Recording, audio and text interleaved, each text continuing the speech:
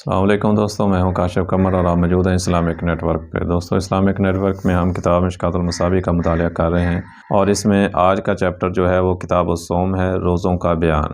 تو اس سے متعلقہ حدیث جو اس میں روایت ہوئی ہیں مشکوٰۃ المصابیح میں، وہ ہے 1956۔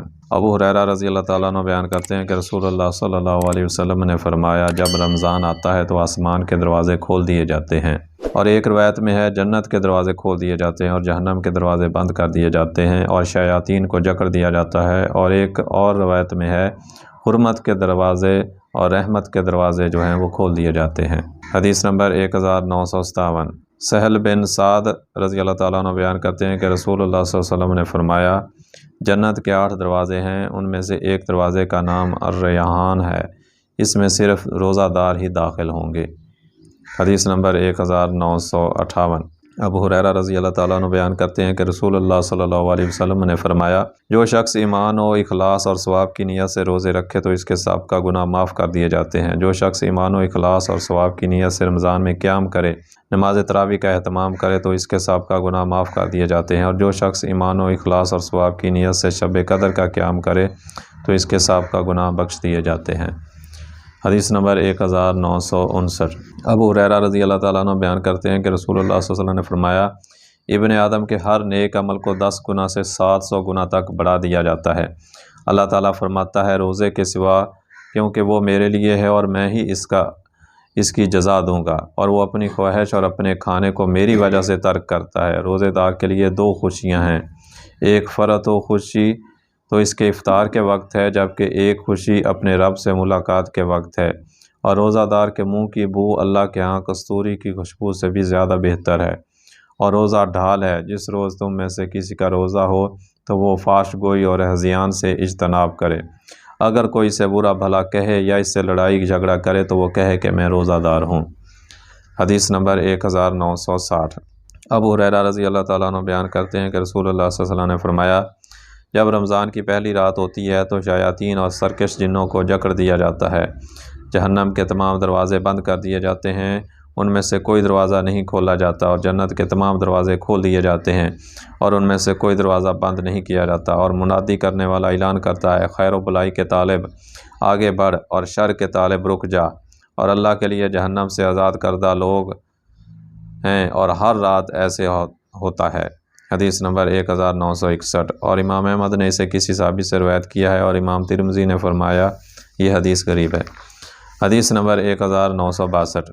ابو ہریرہ بیان کرتے ہیں کہ رسول اللہ صلی اللہ علیہ وسلم نے فرمایا، ماہ مبارک رمضان تمہارے پاس آیا ہے، اللہ نے اس کا روزہ تم پر فرض کیا ہے، اس میں آسمان کے دروازے کھول دیے جاتے ہیں، جہنم کے دروازے بند کر دیے جاتے ہیں، اور سرکش شیاطین بند کر دیے جاتے ہیں۔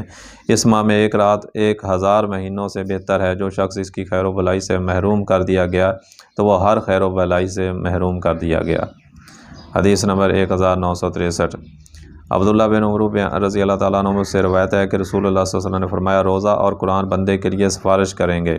روزہ عرض کرے گا، رب جی میں نے دن کے وقت کھانے پینے اور خواہشات سے اسے روکے رکھا، اس کے متعلق میری سفارش قبول فرما، اور قرآن عرض کرے گا، میں نے اسے رات کے وقت سونے سے روکے رکھا، اس کے متعلق میری سفارش قبول فرما، ان دونوں کی سفارش قبول کی جائے گی۔ حدیث نمبر 1964۔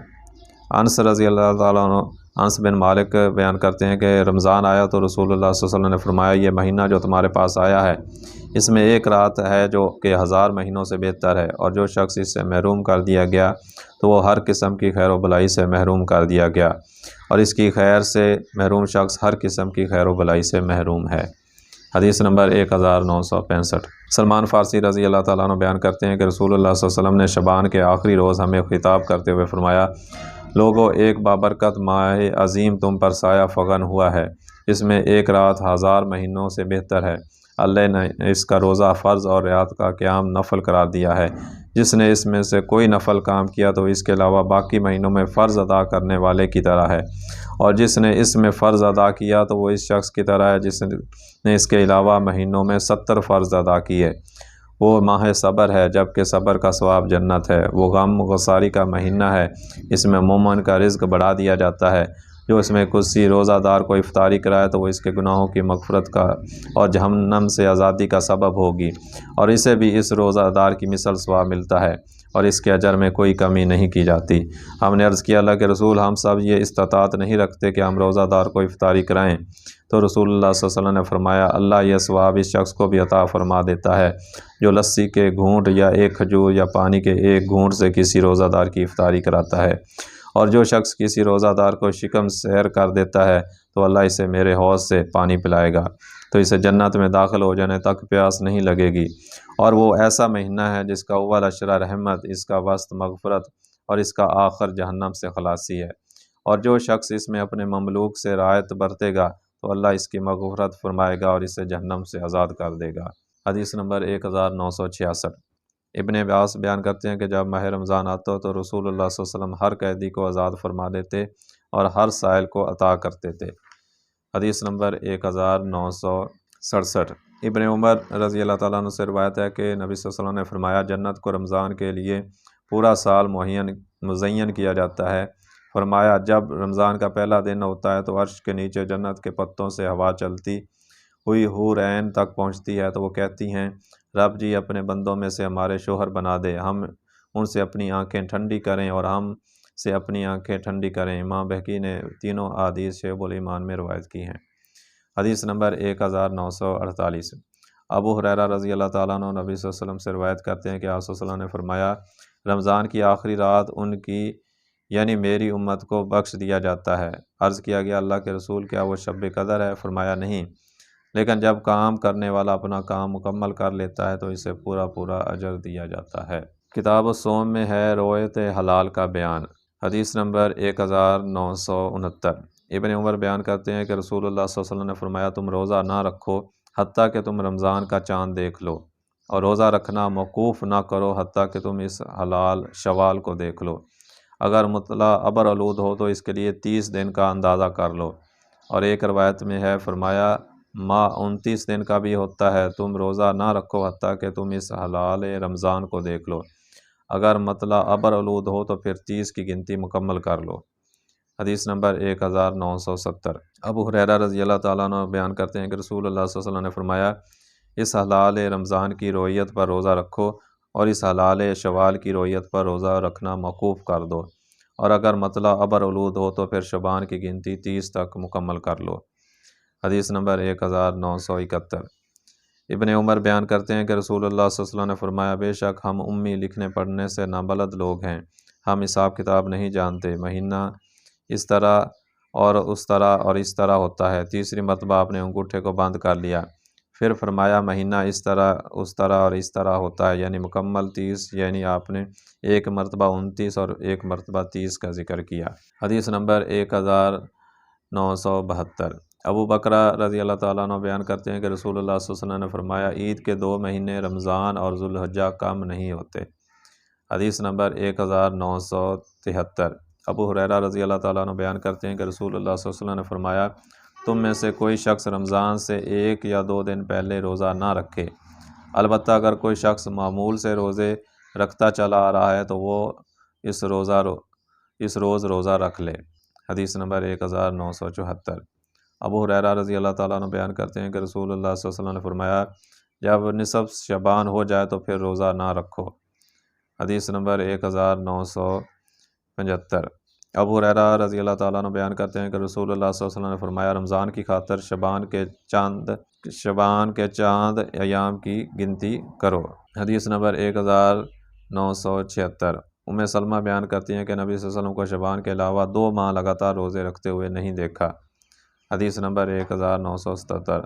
عمار بن یاسر بیان کرتے ہیں جس شخص نے شک کے دن کا روزہ رکھا تو اس نے ابو القاسم صلی اللہ علیہ وسلم کی نافرمانی کی۔ حدیث نمبر 1978۔ ابن عباس بیان کرتے ہیں کہ ایک عرابی نبی صلی اللہ علیہ وسلم کی خدمت میں حاضر ہوا تو اس نے کہا میں نے رمضان کا چاند دیکھا ہے۔ آپ صلی اللہ علیہ وسلم نے فرمایا کیا تم گواہی دیتے ہو کہ اللہ کے سوا کوئی معبود برحق نہیں؟ اس نے عرض کیا جی ہاں۔ آپ صلی اللہ علیہ وسلم نے فرمایا کیا تم گواہی دیتے ہو کہ محمد صلی اللہ علیہ وسلم اللہ کے رسول ہیں؟ اس نے عرض کیا جی ہاں۔ آپ صلی اللہ علیہ وسلم نے فرمایا بلال لوگوں میں اعلان کر دو کہ وہ کل روزہ رکھیں۔ حدیث نمبر 1979۔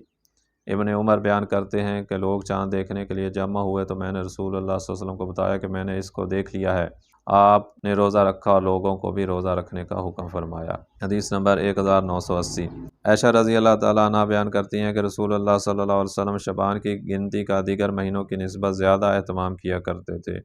پھر آپ رمضان کا چاند نظر آنے پر روزہ رکھتے، اگر مطلع ابر آلود ہوتا تو آپ 30 دن کی گنتی فرماتے پھر روزہ رکھتے۔ حدیث نمبر 1981۔ اول خیر بیان کرتے ہیں کہ ہم عمرہ کے لیے روانہ ہوئے، جب ہم نے بطن نخلا کے مقام پر پڑاؤ ڈالا تو ہم چاند دیکھنے کے لیے اکٹھے ہوئے، تو کچھ لوگوں نے کہا یہ تیسری رات کا ہے، کسی نے کہا دوسری رات کا ہے۔ ہم ابن عباس سے ملے تو ہم نے کہا ہم نے چاند دیکھا، تو کسی نے کہا وہ تیسری رات کا اور کسی نے کہا کہ دوسری رات کا ہے۔ انہوں نے فرمایا تم نے کس رات اسے دیکھا؟ ہم نے کہا فلاں فلاں رات۔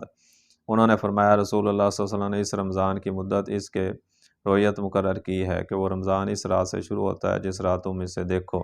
تو اس کی دوسری روایت میں ہے کہ انہوں نے کہا ہم نے ذات عرق کے مقام پر رمضان کا چاند دیکھا، تو ہم نے مسئلہ دریافت کرنے کے لیے ایک آدمی کو ابن عباس کے پاس بھیجا، تو انہوں نے کہا کہ رسول اللہ صلی اللہ علیہ وسلم نے فرمایا اللہ تعالیٰ نے اس شعبان کو اس حلال رمضان کی رویت تک دراز کیا ہے، اگر مطلع برآلود ہو تو گنتی مکمل کر لو۔ کتاب الصوم میں ہے روزے سے متعلق متفرق مسائل کا بیان۔ حدیث نمبر 1982۔ انس رضی اللہ تعالیٰ عنہ بیان کرتے ہیں کہ رسول اللہ صلی اللہ علیہ وسلم نے فرمایا سحری کھایا کرو کیونکہ سحری کھانے میں برکت ہے۔ حدیث نمبر 1983۔ عمرو بن عاص بیان کرتے ہیں کہ رسول اللہ صلی اللہ علیہ وسلم نے فرمایا ہمارا اور اہل کتاب کے روزوں میں سحری کھانے کا فرق ہے۔ حدیث نمبر 1984۔ سہل رضی اللہ تعالیٰ عنہ بیان کرتے ہیں کہ رسول اللہ صلی اللہ علیہ وسلم نے فرمایا جب تک لوگ افطاری کرنے میں جلدی کرتے رہیں گے وہ خیر و بھلائی پر رہیں گے۔ حدیث نمبر 1985۔ عمر رضی اللہ تعالیٰ عنہ بیان کرتے ہیں کہ رسول اللہ صلی اللہ علیہ وسلم نے فرمایا جب رات اس طرف سے آ جائے اور دن اس طرف پلٹ جائے اور سورج غروب ہو جائے تو روزہ دار کو چاہیے کہ وہ افطار کرے۔ حدیث نمبر 1986۔ ابو ہریرہ رضی اللہ تعالیٰ عنہ بیان کرتے ہیں کہ رسول اللہ صلی اللہ علیہ وسلم نے روزوں میں وصال کرنے سے منع فرمایا، تو کسی آدمی نے آپ صلی اللہ علیہ وسلم سے عرض کیا اللہ کے رسول آپ تو وصال فرماتے ہیں۔ آپ صلی اللہ علیہ وسلم نے فرمایا تم میں سے کون میری طرح ہے؟ میں رات کو سوتا ہوں تو میرا رب مجھے کھلا پلا دیتا ہے۔ حدیث نمبر 1987۔ حفصہ رضی اللہ تعالیٰ عنہا بیان کرتی ہیں کہ رسول اللہ صلی اللہ علیہ وسلم نے فرمایا جو شخص طلوع فجر سے پہلے روزے کی نیت نہ کرے تو اس کا روزہ نہیں۔ ترمذی، ابو داؤد، نسائی، دارمی اور ابو داؤد نے فرمایا معمر زبیدی اور ابن عینیہ اور یونس علی نے اسی حدیث کو حفصہ پر موقوف قرار دیا اور ان سب نے زہری سے روایت کیا ہے۔ حدیث نمبر 1988۔ ابو ہریرہ بیان کرتے ہیں کہ رسول اللہ صلی اللہ علیہ وسلم نے فرمایا جب تم میں سے کوئی اذان فجر سنے اور کھانے پینے کا برتن اس کے ہاتھ میں ہو تو وہ اپنی ضرورت پوری کرنے کے بعد اسے نیچے رکھے۔ حدیث نمبر 1989۔ ابو ہریرہ بیان کرتے ہیں کہ رسول اللہ صلی اللہ علیہ وسلم نے فرمایا اللہ تعالیٰ فرماتا ہے مجھے اپنے وہ بندے زیادہ محبوب ہیں جو جوان میں سے افطار کرنے میں جلدی کرتے ہیں۔ مجھے اپنے وہ بندے زیادہ محبوب ہیں جو ان میں سے افطار کرنے میں جلدی کرتے ہیں۔ حدیث نمبر 1990۔ سلمان بن عامر رضی اللہ تعالیٰ عنہ بیان کرتے ہیں کہ رسول اللہ صلی اللہ علیہ وسلم نے فرمایا جب تم میں سے کوئی افطار کرے تو وہ کھجور سے افطار کرے کیونکہ وہ باعث برکت ہے، اگر وہ نہ پائے تو پھر پانی سے افطار کر لے کیونکہ وہ باعث طہارت ہے۔ احمد، ترمذی، ابو داؤد، دارمی، لیکن انہوں نے یہ نہیں کہا کیونکہ وہ باعث برکت ہے، صرف امام ترمذی نے یہ الفاظ ایک دوسری روایت میں نقل کیے ہیں۔ حدیث نمبر 1991۔ انس رضی اللہ تعالیٰ عنہ بیان کرتے ہیں کہ نبی صلی اللہ علیہ وسلم نماز مغرب پڑھنے سے پہلے چند تازہ کھجوروں سے افطار کیا کرتے تھے، اگر تازہ کھجوریں نہ ہوتیں تو پھر چند چھوارے اور اگر چھوارے نہ ہوتے تو پھر پانی کے چند گھونٹ پی لیا کرتے۔ ترمذی، ابو داؤد اور امام ترمذی نے فرمایا یہ حدیث حسن غریب ہے۔ حدیث نمبر 1992۔ زید بن خالد بیان کرتے ہیں کہ رسول اللہ صلی اللہ علیہ وسلم نے فرمایا جو شخص کسی روزہ دار کا روزہ افطار کرائے یا کسی مجاہد کی تیاری کرا دے تو اسے بھی اس روزہ دار یا مجاہد کی مثل اجر ملتا ہے۔ حدیث نمبر 1993۔ ابن عمر بیان کرتے ہیں کہ جب نبی صلی اللہ علیہ وسلم روزہ افطار کرتے تو آپ یہ دعا پڑھا کرتے تھے پیاس جاتی رہی، رگیں تر ہو گئیں اور اگر اللہ نے چاہا تو اجر ثابت ہو گیا۔ حدیث نمبر 1994۔ معاذ بن زہیرہ رحمۃ اللہ علیہ بیان کرتے ہیں کہ نبی صلی اللہ علیہ وسلم جب افطار کرتے تو آپ صلی اللہ علیہ وسلم یہ دعا پڑھا کرتے تھے اے اللہ میں نے تیرے ہی لیے روزہ رکھا اور تیرے ہی رزق سے افطار کیا۔ ابو داؤد نے اسے مرسل روایت کیا ہے۔ حدیث نمبر 1995۔ ابو ہریرہ بیان کرتے ہیں کہ رسول اللہ صلی اللہ علیہ وسلم نے فرمایا جب تک لوگ افطار کرنے میں جلدی کرتے رہیں گے دین غالب رہے گا، کیونکہ یہود و نصارہ افطار کرنے میں تاخیر کرتے ہیں۔ حدیث نمبر 1996۔ ابو عطیہ رحمۃ اللہ علیہ بیان کرتے ہیں کہ میں اور مسروق عائشہ رضی اللہ تعالیٰ عنہا کی خدمت میں حاضر ہوئے تو ہم نے عرض کیا، ام المومنین، محمد صلی اللہ علیہ وسلم کے صحابہ میں سے 2 آدمی ہیں، ان میں سے ایک جلدی افطار کرتے ہیں اور جلد ہی نماز مغرب پڑھتے ہیں، جبکہ دوسرا دیر سے افطار کرتے ہیں اور دیر سے نماز پڑھتے ہیں۔ انہوں نے فرمایا، ان میں سے کون جلد افطار کرتا ہے اور جلد نماز پڑھتا ہے؟ ہم نے عرض کیا، عبداللہ بن مسعود۔ انہوں نے فرمایا، رسول اللہ صلی اللہ علیہ وسلم نے بھی ایسے ہی کیا، جبکہ دوسرا ابو موسیٰ ہے۔ حدیث نمبر 1997۔ ارباز بن ساریہ بیان کرتے ہیں کہ رسول اللہ صلی اللہ علیہ وسلم نے رمضان میں مجھے سحری کی دعوت دیتے ہوئے فرمایا، مبارک کھانے کی طرف آؤ۔ حدیث نمبر 1998۔ ابو ہریرہ بیان کرتے ہیں کہ رسول اللہ صلی اللہ علیہ وسلم نے فرمایا، مومن کی بہترین سحری کھجور ہے۔ کتاب الصوم میں چیپٹر ہے روزے کی تقدیس و پاکیزگی کا بیان۔ حدیث نمبر 1999۔ ابو ہریرہ رضی اللہ تعالیٰ عنہ بیان کرتے ہیں کہ رسول اللہ صلی اللہ علیہ وسلم نے فرمایا، جو شخص روزے کی حالت میں جھوٹ اور برے اعمال ترک نہیں کرتا تو اللہ کو کوئی حاجت نہیں کہ وہ شخص اپنا کھانا پینا ترک کرے۔ حدیث نمبر 2000۔ عائشہ رضی اللہ تعالیٰ عنہ بیان کرتی ہیں کہ رسول اللہ صلی اللہ علیہ وسلم روزہ کی حالت میں بوسہ لے لیا کرتے تھے اور گلے مل لیا کرتے تھے، اور آپ اپنی خواہش پر تم سے زیادہ قابو رکھنے والے تھے۔ حدیث نمبر 2001۔ عائشہ رضی اللہ تعالیٰ عنہ بیان کرتی ہیں کہ رسول اللہ صلی اللہ علیہ وسلم کو رمضان میں کبھی جماع کی وجہ سے حالت جنابت میں صبح ہو جاتی تو آپ صلی اللہ علیہ وسلم غسل کرتے اور پھر روزہ رکھتے۔ حدیث نمبر 2002۔ ابن عباس بیان کرتے ہیں کہ نبی صلی اللہ علیہ وسلم نے احرام اور روزے کی حالت میں پچھنے لگوائے۔ حدیث نمبر 2003۔ ابو ہریرہ بیان کرتے ہیں کہ رسول اللہ صلی اللہ علیہ وسلم نے فرمایا، جو شخص بھول جائے کہ وہ روزے سے ہے اور وہ کھا لے یا پی لے تو وہ اپنا روزہ پورا کرے، کیونکہ اسے تو اللہ نے کھلایا یا پلایا ہے۔ حدیث نمبر 2004۔ ابو ہریرہ بیان کرتے ہیں کہ ہم نبی صلی اللہ علیہ وسلم کی خدمت میں حاضر تھے کہ اتنے میں ایک آدمی نے آپ کی خدمت میں حاضر ہو کر عرض کیا، اللہ کے رسول، میں تو مارا گیا۔ آپ صلی اللہ علیہ وسلم نے فرمایا، تمہیں کیا ہوا؟ اس نے عرض کیا، میں روزے کی حالت میں اپنی اہلیہ سے جمع کر بیٹھا ہوں۔ رسول اللہ صلی اللہ علیہ وسلم نے فرمایا، کیا تمہارے پاس کوئی غلام ہے جسے تو آزاد کر دے؟ اس نے عرض کیا، نہیں۔ آپ صلی اللہ علیہ وسلم نے فرمایا، کیا تم لگاتار 2 ماہ روزے رکھ سکتے ہو؟ اس نے عرض کیا، نہیں۔ آپ صلی اللہ علیہ وسلم نے فرمایا، کیا تم 60 مسکینوں کو کھانا کھلا سکتے ہو؟ اس نے عرض کیا، نہیں۔ آپ صلی اللہ علیہ وسلم نے فرمایا، بیٹھ جاؤ۔ بس نبی صلی اللہ علیہ وسلم نے توقف فرمایا۔ ہم اسی اثناء میں تھے کہ کھجوروں کا ایک بڑا ٹوکرا نبی صلی اللہ علیہ وسلم کی خدمت میں پیش کیا گیا۔ آپ صلی اللہ علیہ وسلم نے فرمایا، مسئلہ دریافت کرنے والا کہاں ہے؟ اس شخص نے عرض کیا، میں حاضر ہوں۔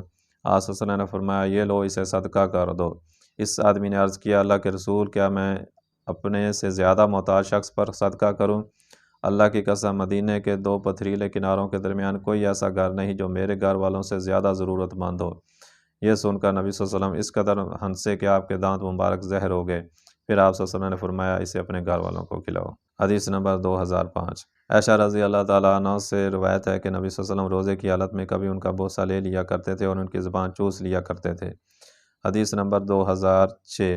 ابو ہریرہ سے روایت ہے کہ کسی آدمی نے روزہ دار کے لیے اپنی اہلیہ سے گلے ملنے کے بارے میں نبی صلی اللہ علیہ وسلم سے مسئلہ دریافت کیا تو آپ صلی اللہ علیہ وسلم نے اسے رخصت عنایت فرما دی۔ پھر ایک اور آدمی آیا تو اس نے آپ سے مسئلہ دریافت کیا تو آپ نے اسے روک دیا۔ جس شخص کو رخصت عنایت فرمائی تھی وہ بوڑھا آدمی تھا اور جسے روک دیا تھا وہ ایک نوجوان شخص تھا۔ حدیث نمبر 2007۔ ابو ہریرہ بیان کرتے ہیں کہ رسول اللہ صلی اللہ علیہ وسلم نے فرمایا، جس شخص کو روزے کی حالت میں قے آ جائے تو اس پر کوئی قضا نہیں، اور جو شخص عمدن قے کرے تو وہ روزے کی قضا کرے۔ ترمذی، ابو داؤد، ابن ماجہ، دارمی اور امام ترمذی نے فرمایا، یہ حدیث غریب ہے۔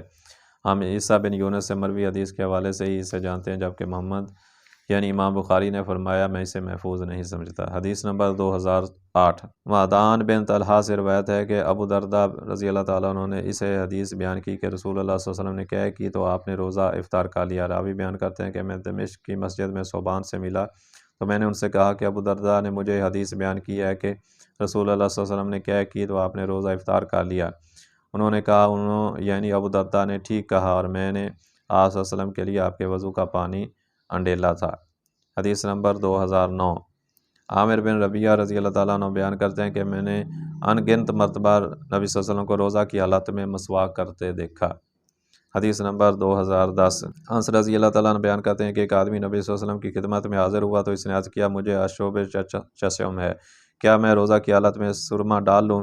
آج صلی اللہ علیہ وسلم نے فرمایا ہاں۔ ترمذی اور انہوں نے فرمایا اس کے اسناد کا بھی نہیں، ابو عاد کا راوی ضعیف ہے۔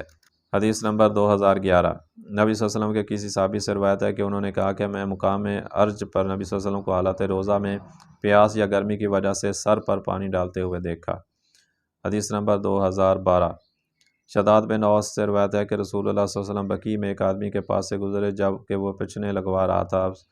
آپ میرا ہاتھ تھامے ہوئے تھے اور رمضان کی 18 تاریخ تھی۔ میں نے آپ صلی اللہ علیہ وسلم نے فرمایا پچھنے لگانے اور لگوانے والے کا روزہ ٹوٹ گیا۔ ابو داؤد، ابن ماجہ، دارمی، شیخ الامام محی الحسنہ نے فرمایا اور جن بعض حضرات نے روزے کی حالت میں پچھنے لگوانے کی اجازت دی انہوں نے یہ تعویل کی کہ پچھنے لگوانے والا کمزوری کی وجہ سے افطار کے قریب پہنچ جاتا ہے، جبکہ پچھنے لگانے والا اس چوسنے کی وجہ سے پیٹ میں کوئی چیز پہنچنے سے بچ نہیں سکتا۔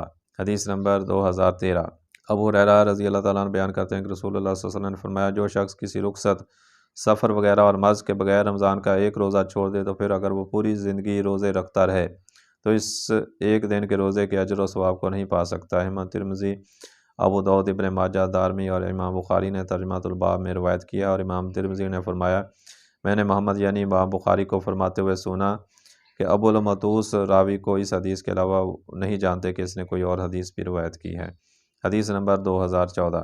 ابو ہریرہ بیان کرتے ہیں کہ رسول اللہ صلی اللہ علیہ وسلم نے فرمایا کتنے ہی روزے دار ہیں جنہیں اپنے روزے سے صرف پیاس حاصل ہوتی ہے، اور کتنے ہی قیام کرنے والے ہیں جنہیں اپنے قیام میں جاگنے کے سوا کچھ نہیں حاصل ہوتا۔ حدیث نمبر 2015۔ ابو سعید خدری بیان کرتے ہیں کہ رسول اللہ صلی اللہ علیہ وسلم نے فرمایا تین چیزیں روزہ نہیں توڑتی، پچھنے، قے اور احتلام۔ ترمذی اور انہوں نے فرمایا یہ حدیث محفوظ نہیں، عبد الرحمن بن زید راوی حدیث میں ضعیف ہیں۔ حدیث نمبر 2016۔ ثابت بنانی بیان کرتے ہیں کہ انس بن مالک سے دریافت کیا گیا کہ تم رسول اللہ صلی اللہ علیہ وسلم کے دور میں روزہ دار کے پچھنے لگانے کو ناپسند کیا کرتے تھے؟ انہوں نے فرمایا نہیں، صرف کمزوری کے پیش نظر۔ حدیث نمبر 2017۔ امام بخاری سے معلق روایت ہے کہ انہوں نے کہا کہ ابن عمر روزہ کی حالت میں پچھنے لگوایا کرتے تھے، پھر اسے ترک کر دیا، پھر آپ رات کے وقت پچھنے لگواتے تھے۔ حدیث نمبر 2018۔ عطا رحمۃ اللہ علیہ بیان کرتے ہیں کہ اگر کلی کرے پھر منہ کے پانی کو گرا دے تو پھر اگر وہ اپنا تھوک اور جو پانی اس کے منہ میں باقی رہ گیا نگل لے تو اس کے لیے معذر نہیں، اور البتہ وہ گوند نہ چبائے، اور اگر وہ گوند کا لاب نگل لے تو میں نہیں کہتا کہ وہ روزہ توڑ لے گا، لیکن اسے اس سے روکا جائے گا۔ امام بخاری نے اسے ترجمۃ الباب میں روایت کیا ہے۔ کتاب الصوم، مسافر کے روزے کا بیان۔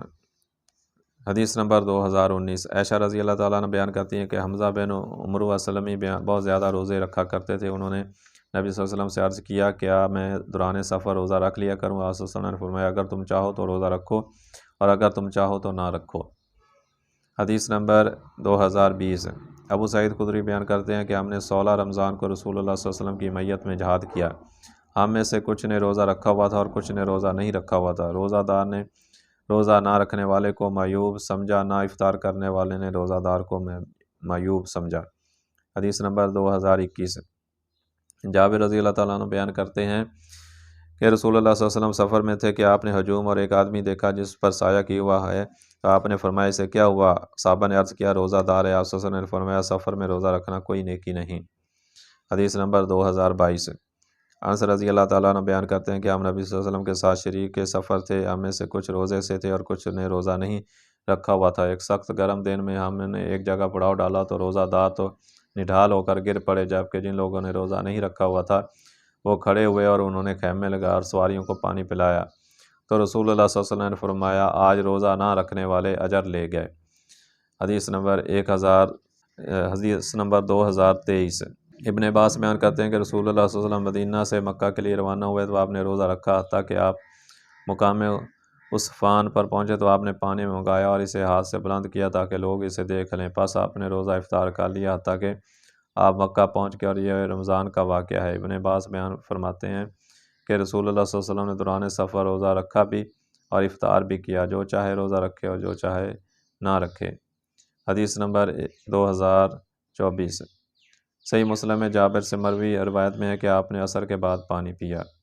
حدیث نمبر 2025۔ انس بن مالک کا بھی بیان کرتے ہیں کہ رسول اللہ صلی اللہ علیہ وسلم نے فرمایا اللہ نے مسافر سے نصف نماز ساقط فرما دی، جبکہ مسافر دودھ پلانے والی اور حاملہ خاتون سے روزہ ساقط فرما دیا۔ حدیث نمبر 2026۔ سلمہ بن بیان کرتے ہیں کہ رسول اللہ صلی اللہ علیہ وسلم نے فرمایا جس شخص کے پاس سواری ہو جو شکم سیر کے مقام پر اسے پہنچا دے وہ روزے رکھے جہاں بھی وہ رمضان کو پالے۔ حدیث نمبر 2027 جابر سے روایت ہے کہ رسول اللہ صلی اللہ علیہ وسلم فتح مکہ کے سال رمضان میں مکہ کے لیے روانہ ہوئے تو آپ نے روزہ رکھا، حتیٰ کہ آپ مقام قرال غمیم پر پہنچے۔ صحابہ کرام نے بھی روزہ رکھا ہوا تھا، پھر آپ نے پانی کا پیالہ منگوایا، اسے بلند کیا حتیٰ کہ صحابہ کرام نے اسے دیکھ لیا، پھر آپ نے اسے نوش فرمایا۔ اس کے بعد بتایا گیا کہ بعض لوگوں نے روزہ رکھا ہوا ہے، ابھی تک افطار نہیں کیا، تو آپ صلی اللہ علیہ وسلم نے فرمایا وہ نافرمان ہیں، وہ نافرمان ہیں۔ حدیث نمبر 2028 عبد الرحمن بن عوف بیان کرتے ہیں کہ رسول اللہ صلی اللہ علیہ وسلم نے فرمایا دوران سفر رمضان کا روزہ رکھنے والا حالت قیام میں روزہ نہ رکھنے والے کی طرح ہے۔ حدیث نمبر 2029 حمزہ بن عمر اسلمی سے روایت ہے کہ انہوں نے عرض کیا اللہ کے رسول میں دوران سفر روزہ رکھنے کی قوت رکھتا ہوں تو کیا دوران سفر روزہ رکھنے پر مجھے گناہ ہوگا؟ صلی اللہ علیہ وسلم نے فرمایا وہ اللہ عز و جل کی طرف سے ایک رخصت ہے، جس نے اسے لے لیا تو اس نے اچھا کیا، اور جو شخص روزہ رکھنا چاہے تو اس پر کوئی گناہ نہیں۔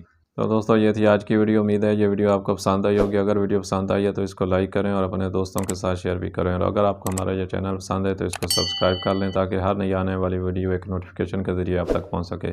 آئندہ ویڈیو تک کے لیے اللہ حافظ۔